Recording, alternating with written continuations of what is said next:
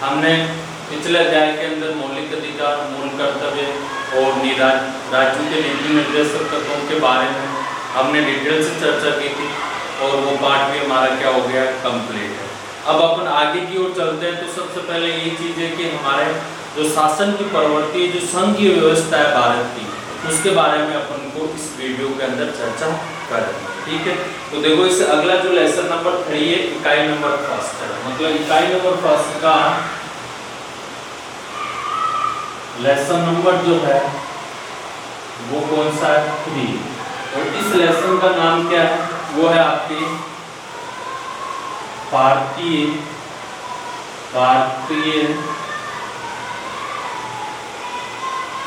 संघीय व्यवस्था की आधारभूत तत्व। भारतीय संघ की व्यवस्था के आधारभूत तत्व जिन्हें अपन कह सकते हैं man elements of Indian federal system. अब ये इस पार्ट का नाम है और इस पार्ट के अंदर आपको विशेष तौर से याद रखना है कि किन किन बातों पर चर्चा होगी। तो देखो इस पार्ट में चर्चा की जो विषय है वो यही है, संघीय व्यवस्था। क्या नाम है बेटे, संघीय व्यवस्था। मतलब इसी संघीय व्यवस्था के बारे में अपन को चर्चा करनी है, जो आज हमारे देश के अंदर इस प्रणाली को अपनाया गया, जिसे अपन कहते हैं फेडरल सिस्टम बोला जाता है। तो ये जो फेडरल सिस्टम है ये किस प्रकार से हमारे देश में अपनाया गया है, वही प्रवृत्ति हमें इसमें ध्यान रखना है। अब जैसे संघीय व्यवस्था के अंदर वैसे अपन देखें तो इसमें क्या होता है कि इसमें विभिन्न इकाइयों के द्वारा मिलकर शासन चलाना, वो हमेशा क्या कहलाता है, संघीय व्यवस्था। विभिन्न इकाइयों के द्वारा मिलकर एक ऐसे तंत्र की स्थापना करना और वही जो तंत्र होता है वही क्या कहलाता है बेटे, संघीय व्यवस्था। लेकिन हमारे देश के अंदर क्या सर इस पूरी प्रवृत्ति को अपनाया गया है? बिल्कुल नहीं अपनाया गया, क्योंकि हमारे देश के अंदर जो अमेरिका है उसमें इस प्रवृत्ति को विशेष रूप से अपनाया गया है, जबकि हमारे देश में अर्ध जो संघात्मक प्रवृत्ति है उसको अपनाया जाता है। ये कैसे अपनाया जाता है वो भी अपन देख सकते हैं। देखो इस संघीय व्यवस्था के अंदर भी दो प्रकार की स्थिति पाई जाती है। एक तो वो होती है जो एक संप्रभु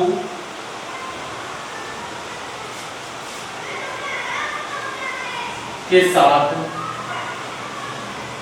विभिन्न इकाइयां मिलकर शासन चला, जैसे अमेरिका। और दूसरी जो कंडीशन होती है इसमें वो कौन सी होती है, एक राजनीतिक परिदर्शी के रूप में शासन की इकाइयों के द्वारा शासन चला।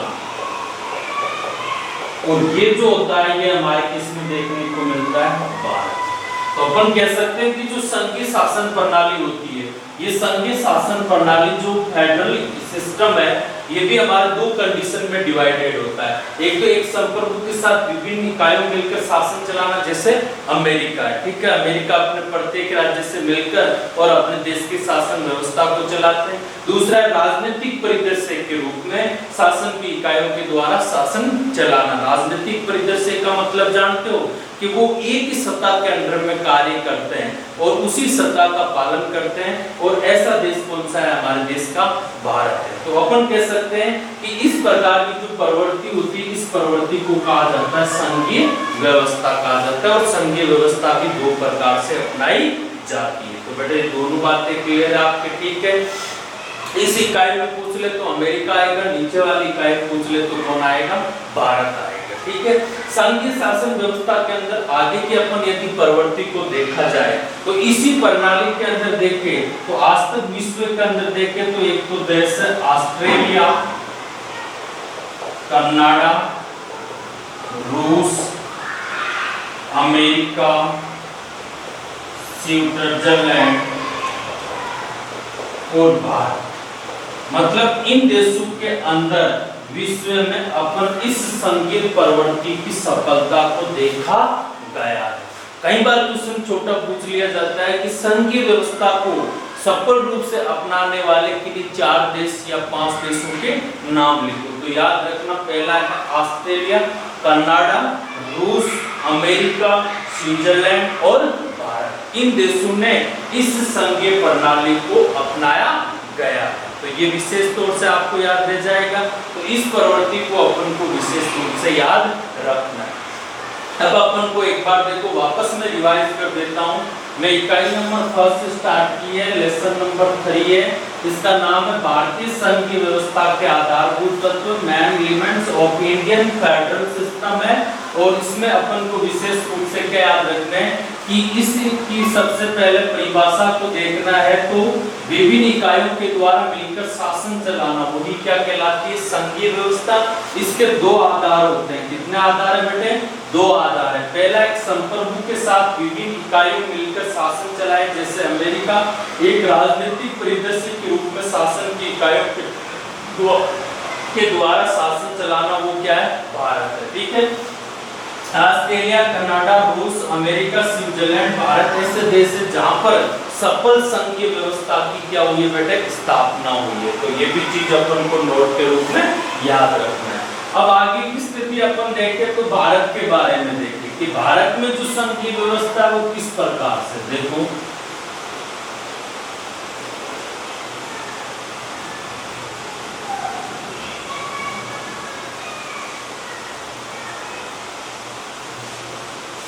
अगला जो अपना टॉपिक है वो है भारत में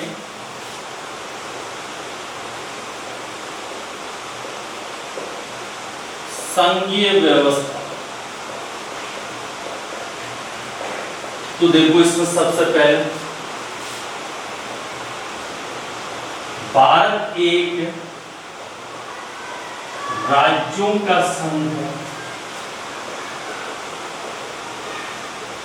जिसमें प्रारंभ में एक केंद्रीय सत्ता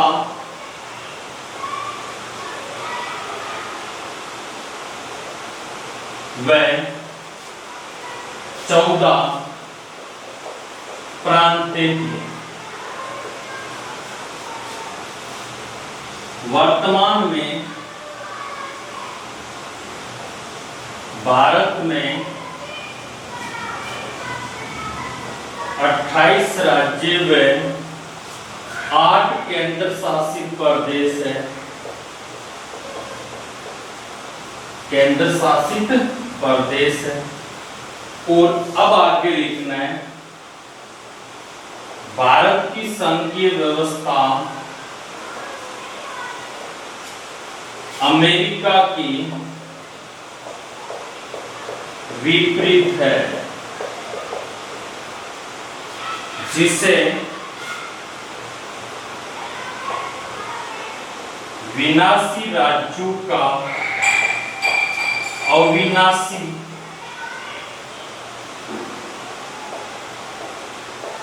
संघ बताया गया है। तो ये 3 बात आपको भारत के संघवाद में शॉर्ट रूप में याद रखना है। सबसे पहले भारत में संघीय व्यवस्था के अंदर आपको पहली बात क्या याद रखना है कि भारत एक राज्यों का संघ है जिसमें प्रारंभ में केंद्रीय सत्ता और 14 क्या थी बेटे, प्रांत थी। केंद्र के अंडर में प्रांत काम करती थी। तो ये सबसे इंपॉर्टेंट चीज है। जबकि अमेरिका में ऐसा नहीं है कि अमेरिका में प्रांतों को बिल्कुल स्वतंत्रता होती है। वहां पे केंद्रीय सत्ता होने के साथ प्रांतों का भी अपना एक अलग सेक्टर स्थापित होता है, जबकि भारत में ऐसा नहीं है। ठीक है। अगला, वर्तमान में भारत में 28 तो राज्य और 8 क्या बेटे केंद्र शासित प्रदेश। आपके मन में आएगी कि सर केंद्र शासित प्रदेश तो 9 है, जबकि याद रखना दादर नागर हवेली उनको एक से जो दमन दीव है उनको मिला दिया गया, तो वापस पहले 9 हुए थे और वापस अब कितना हो गया बेटे 8। तो वर्तमान की स्थिति तो हमारे देश के अंदर ये है, और प्लस के अंदर देखें तो वही वापस आ जाएगी केंद्रीय सत्ता। क्या जाएगी बेटे केंद्रीय सत्ता। तो इस केंद्रीय सत्ता 28 राज्य और 8 केंद्र शासित प्रदेश है। भारत की संघीय जो व्यवस्था है वो अमेरिका के क्या बेटे विपरीत है, इसलिए हमारी संघीय व्यवस्था को विनाशी राज्यों का अविनाशी संघ कहा जाता है। तो ये भी सबसे इम्पोर्टेंट, तो ये थोड़ी सी आपको बातें ये भी आपको विशेष तौर से इसमें याद रखना है। तो मेरे साइड में ये बातें आपको याद रह जाएगी, ठीक है। अब इसके बाद में आगे अपन आते हैं, तो सबसे पहले वही चीज है, अपना पहला पॉइंट इसमें जो पढ़ना है वो है भारत में संघीय व्यवस्था के प्रमुख तत्व कौन कौन से है। संघीय व्यवस्था का मतलब है कि ऐसी स्थिति जिसमें राज्य को भी अपनी प्राथमिकता प्रदान है। तो सबसे पहले उन तत्वों के नाम याद हो जाने चाहिए, और उनमें कमांड जो केंद्र और राज्य के मध्य जो शक्तियों का बंटवारा है वही हमारे आधारभूत तत्वों में गिना जाता है। तो देखो अब अगला क्वेश्चन क्या बेटे, भारत में संघीय व्यवस्था के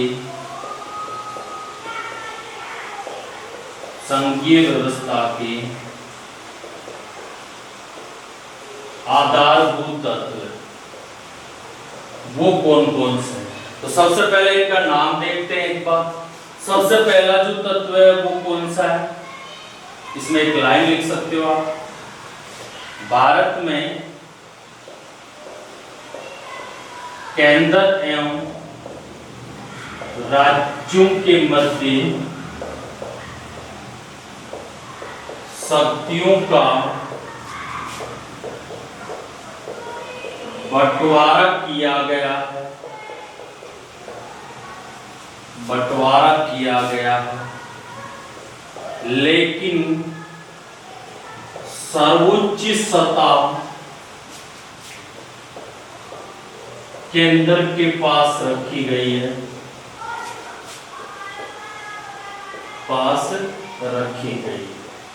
अब इसके जो आधारभूत तत्व है वो कौन कौन से हैं। सबसे पहला तत्व शासन की शक्तियों का स्पष्ट विभाजन, ठीक है। दूसरा स्वतंत्र एवं निष्पक्ष न्यायपालिका।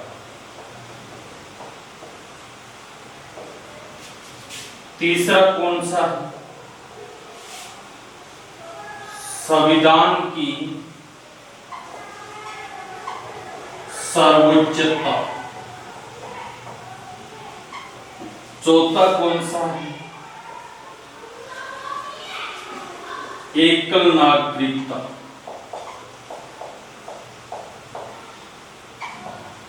पांचवा कौन सा है, केंद्रीय व्यवस्थापिका में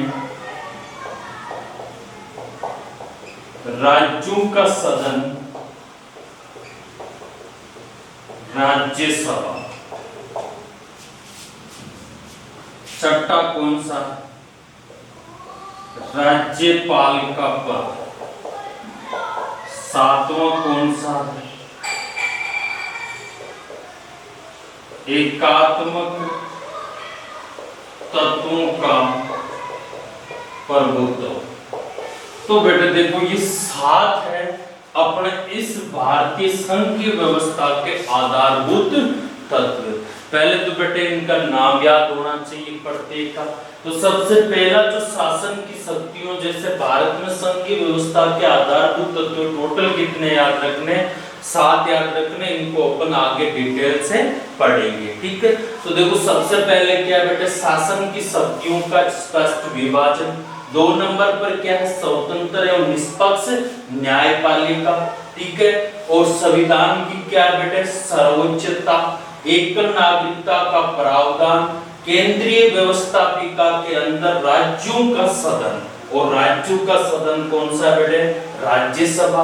और राज्यपाल का पद, ये भी बहुत इंपॉर्टेंट है, एकात्मक तत्वों का प्रभुत्व, मतलब है कि ऐसे बहुत सारे हमारे संविधान के अंदर तत्व हैं जिनमें केंद्र सरकार को मजबूती प्रदान की जाती है, तो इनको भी अपन को विशेष तौर से याद रखना है। तो ये चीजें आपकी क्लियर है। तो पहले सबसे पहले इस चीज को आपको नोट में याद रखना है कि हमारी संघीय व्यवस्था के जो आधारभूत तत्व है वो कौन कौन से हैं और उनको अपन को विशेष तौर से याद रखना है। तो पहला, शासन की शक्तियों का स्पष्ट विभाजन, स्वतंत्र एवं निष्पक्ष न्यायपालिका, संविधान की सर्वोच्चता, एकल नागरिकता, केंद्रीय व्यवस्थापिका में राज्यों का सदन राज्यसभा, राज्यपाल का पद और एकात्मक तत्वों का प्रभुत्व। ठीक है, अब अपन इन एक एक चीज को विस्तार रूप से पढ़ना है। तो देखो, सबसे पहले आधारभूत तत्व में कौन सा आ जाएगा बेटे? शक्तियों का विभाजन। स्पष्ट रूप से शक्तियों का विभाजन। देखो इसमें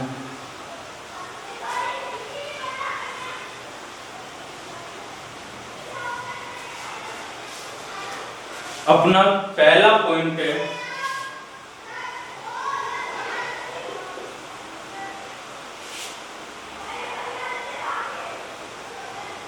स्पष्ट रूप से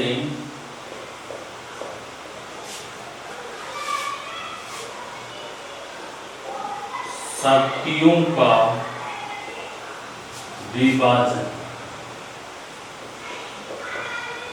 या शक्तियों का विभाजन स्पष्ट रूप से, जैसे भी लिख सकते हो।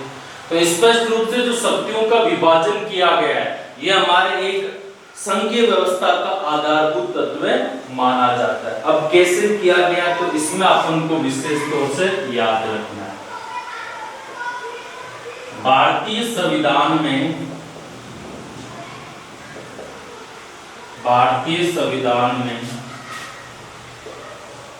केंद्र एवं राज्यों के मध्य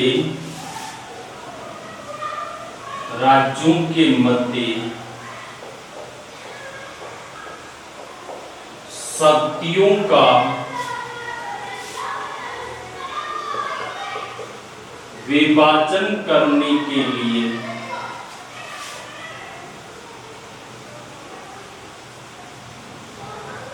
सूची पद्धति को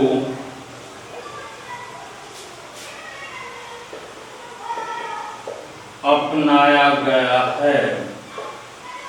तो पहली बात तो आपको क्या याद रखना है कि भारतीय संविधान में केंद्र और राज्यों के मध्य शक्तियों का विभाजन करने के लिए कौन सी पद्धति अपनाई है? सूची पद्धति। ये बहुत इंपॉर्टेंट चीज है, ध्यान रखना इसका। ठीक है, इस पद्धति के तहत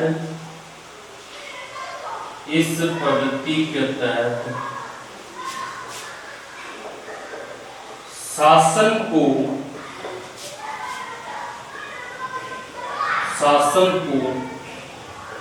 3 सूचियों में बांटा गया। मतलब कितनी सूचियों में बांटा गया? शासन को 3 सूचियों में बांटा गया। अब वो कौन कौन सी है? तो सबसे पहले संघ सूची। कौन सी सूची है बेटे? संघ सूची। तो देखो, इसमें कुल 100 विषय हैं जिन पर कानून केवल केंद्र सरकार बना सकती है। ठीक है, दूसरी राज्य सूची। इसमें कुल 62 विषय हैं जिन पर कानून राज्य सरकार बना सकती है। तीसरी सूची समवर्ती सूची। इसमें कुल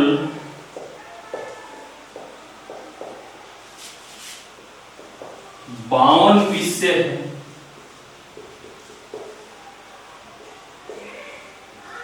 जिन पर कानून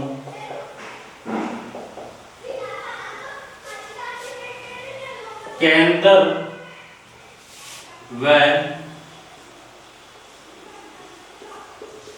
राज्य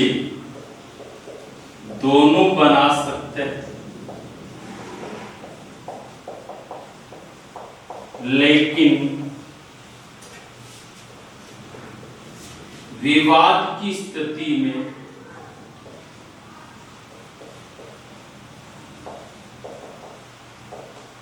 अंतिम निर्णय केंद्र सरकार का मान्य होगा।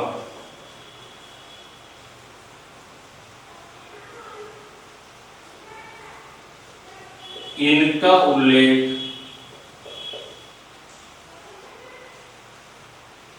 संविधान की अनुच्छेद 246 में किया गया है।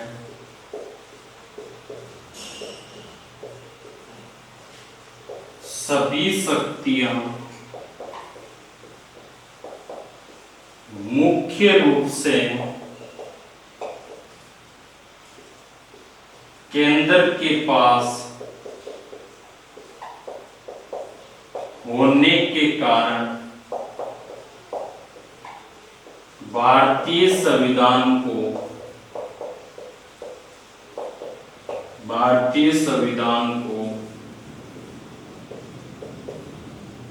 अमेरिका के विपरीत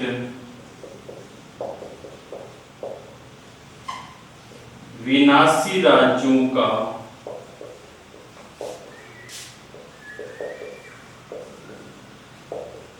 अविनाशी संघ बताया गया है। तो ये चीज अपन को इसमें ध्यान रखना है। और ये क्या बेटे, स्पष्ट रूप से शक्तियों का विभाजन या शक्तियों का विभाजन स्पष्ट रूप से किया गया। तो देखो इस स्थिति के अंदर अपन को देखना है तो किन किन बातों पर विशेष अपन को ध्यान रखना है। तो सबसे पहले तो चीज यही है कि शक्तियों का विभाजन का मतलब है कि भारतीय संविधान में केंद्र और राज्यों के मध्य शक्तियों का विभाजन करने के लिए सूची पद्धति अपनाई गई है। बहुत इंपॉर्टेंट चीज ये है। तो ये चीज अपन को ध्यान रखना है। सीधा क्वेश्चन पूछ ले कि भाई केंद्र और राज्य के मध्य शक्तियों के विभाजन के लिए क्या अपनाया गया, तो सूची पद्धति को अपनाया। इस सूची पद्धति के तहत कितनी सूचियां बनाई गई बेटे, 3 सूचियां बनाई गई। पहली कौन सी है, संघ सूची। कौन सी सूची है बेटे, संघ सूची। संघ सूची में टोटल वर्तमान में विषय कितने, 100। और विषय को हमेशा कहा जाता है डिपार्टमेंट। क्या कहा जाता है, डिपार्टमेंट।